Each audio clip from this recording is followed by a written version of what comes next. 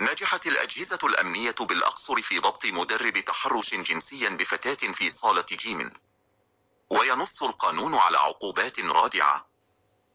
يعاقب بالحبس مدة لا تقل عن 2 ولا تجاوز 4 سنوات، وبغرامة لا تقل عن 100,000 جنيه ولا تزيد على 200,000 جنيه، أو بإحدى هاتين العقوبتين كل من تعرض للغير في مكان عام أو خاص أو مطروق بإتيان أمور أو إيحاءات أو تلميحات جنسية أو إباحية سواء بالإشارة أو بالقول أو بالفعل بأية وسيلة بما في ذلك وسائل الاتصال السلكية أو اللاسلكية أو الإلكترونية أو أية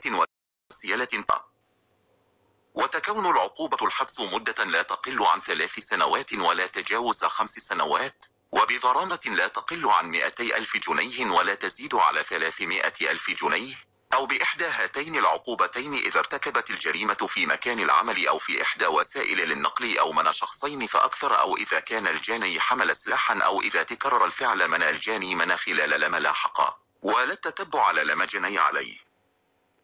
وتلقى مدير أمن الأقصر إخطارا من مركز شرطة القرن يفيد بقيام فتاة تبلغ من العمر 22 عاما بالإبلاغ ضد صاحب صالة جيم يدعى ميم ياك، ويبلغ من العمر 37 عاما لتحرشه بها جنسيا مستغلا خلو صالة التدريب من المتدربين.